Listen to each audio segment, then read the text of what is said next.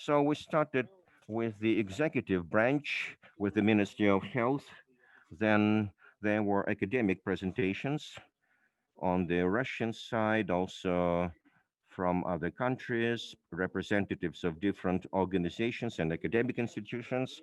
Then there was the legislative branch presented, and now there is a time to move on to the presentation on behalf of the industry companies that deal with research and development, promoting drugs.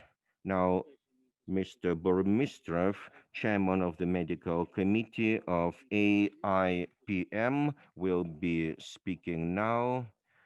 The development of pharmaceutical industry based on partnership on patient-oriented approach using RWE. Good afternoon, distinguished colleagues. Thank you for inviting me to participate in this conference. It is very interesting indeed.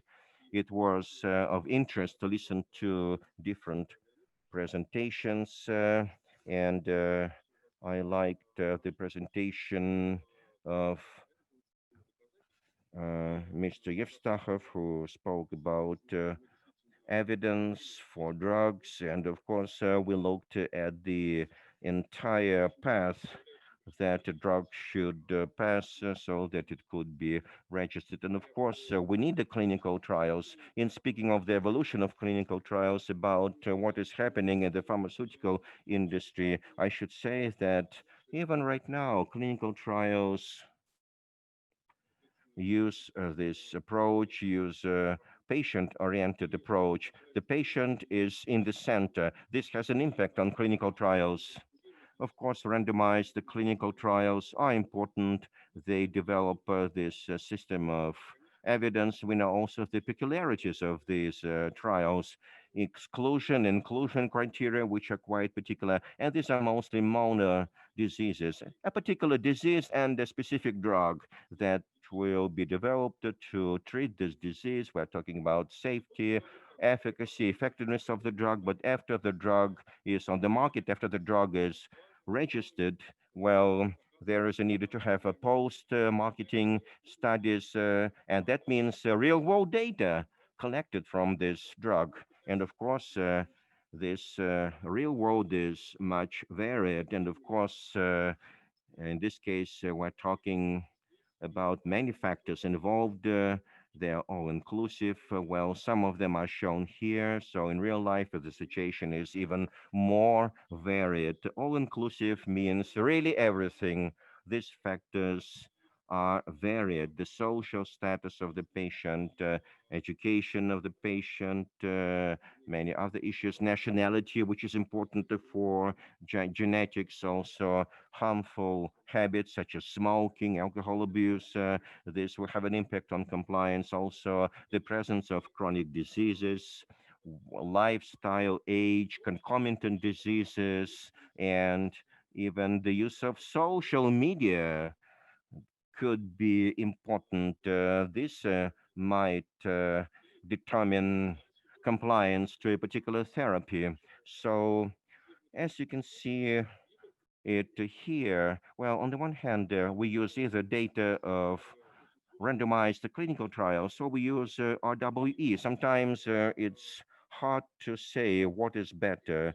As for randomized clinical trials, they're not ideal, but at the same time, that's one of the best instruments used to identify safety and efficacy of drugs in specific conditions. As for RWE, that's not an ideal, but it's a potential instrument to define the link between the disease and the drug, including many factors involved. And as a result of RWE, we are trying to determine the impact of the drug on the patient. Of course, RWE studies give us the insight, the trend that can be used for randomized clinical trials in our industry. Also, we're trying to conduct our studies in such a way so that the data obtained could be called evidence that later will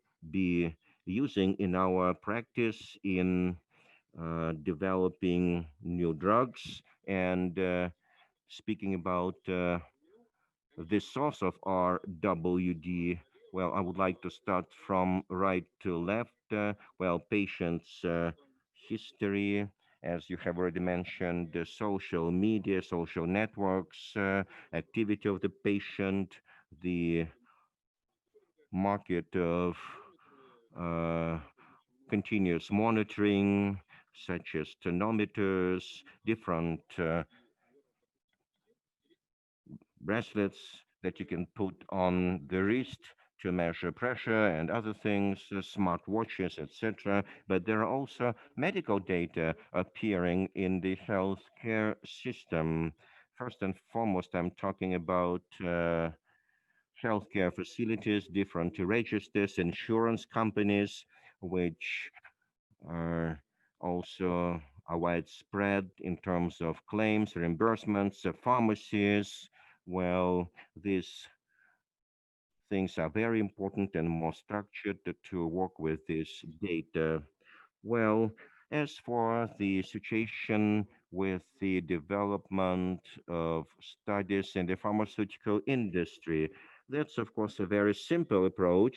Well, here you can see we obtain data, and there is some kind of engine here. That's the system of competences, the system of analysis we're developing in our industry, and then we use it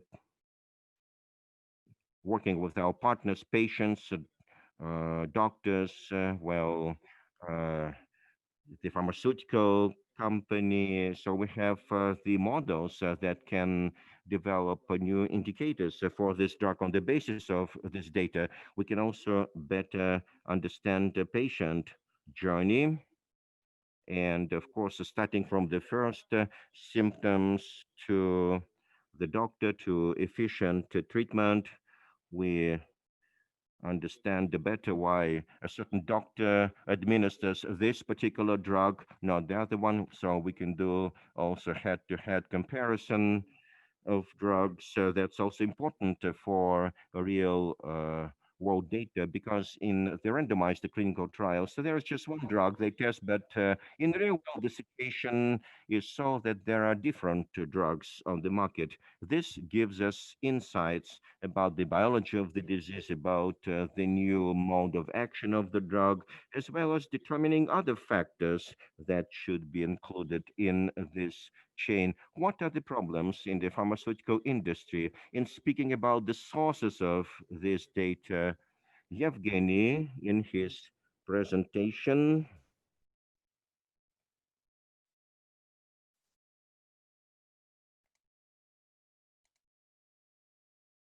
Whether we can use it for the same patient, and maybe these are impressions that these are several different patients. How we as pharmaceutical industry have the access to data.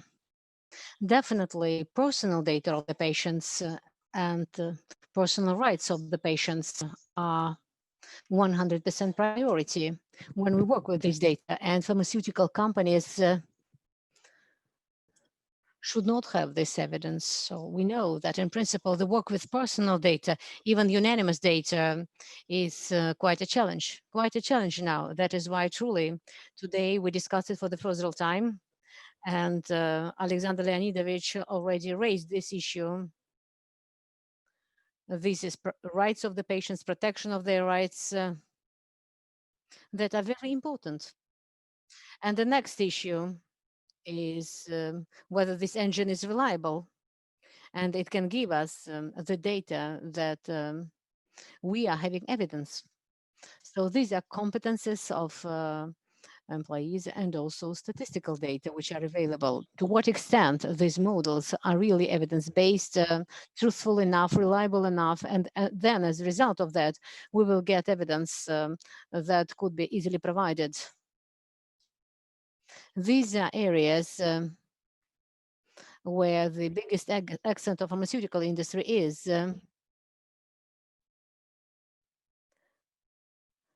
And we have to be sure that the results that we are getting is really evidence, and this is the evidence base. And real world evidence now, these are not just simple projects. This is a part of the system of the industry. Currently, these approaches are already included into the life cycle of the drugs. At the stage of clinical and preclinical trials in advance, there is particular estimation of further studies, and we know at what stage they are carried out, when this data is collected, and how we are going to use it. And we understand that this data is relevant for pharmacovigilance. This data is needed to administer better treatments for their patients. This data is definitely needed to the regulators to understand how this specific drug will be working in this specific country, in this specific system. And we, as pharmaceutical industry, really having very good experience currently. We can offer quite a lot. And we have multiple examples. And one of the speakers today, also from AIPM, my colleague Vladimir, will provide several examples of what we are doing. Really, we have a very strongly developed internal competences, and we are happy to share. And we would like to invite you to use these competences all together as a teamwork, because we have experience, we have knowledge. So all that is about to be done in order to find optimal solutions for the patients, and they should be essential. Not only what we are doing, but definitely in the center of everything that you are doing here. So wrapping up, just few conclusions, few ideas. Definitely, the real world data, real world evidence, this is first of all partnership. And everybody is speaking about it today. I'm pretty sure partnership of pharmaceutical industry, scientific community, then state partnership focused on making optimal solutions for the patients. And definitely our joint activities mainly focused on creation opportunities for the development of the studies in the real clinical practice. This is access to data, this is digital contour, this is development of the competence of the participants of the market. And definitely when we speak about regulation, we should not forget that these are new rules that actually facilitate the participants. Well, in some issues, we should set very clear position, speaking about the rights of the patients and personal data like this. And here we need to understand that each should be developing, each should be focused on the development of that, and definitely should be focused on providing good quality of the studies and to provide reliability of the data. Also, we need to understand, like world is very diversitive, then real world data, real world evidence has very big variability, because currently there is no ideal tool in the real world study, because in each one there are preferences, positive and negative parties, limitations, etc. That's why we as partners really need to develop all that direction, and then all of us would have more than enough different instruments to understand their options and limitations. And definitely the results of this good quality in clinical trials and the real clinical practice, when we are confident in providing the results, that we call this result evidence-based, then these results would be playing really a very big role in the regulation, and this is important for pharmacovigilance and for the discussion of options, extension of the indications, and definitely for the assessment of medical technologies. In my turn, I would like to express gratitude to Alexei that you are raising a very important topic and you are creating this very important platform for multiple parties cooperation for the development of this trend. And we as pharmaceutical industry, as Association of International Pharmaceutical Manufacturers, we are supporting your initiatives, and many partners speaking up today will do the same. Thank you very much for that. Vyacheslav, thank you very much for brilliant presentation.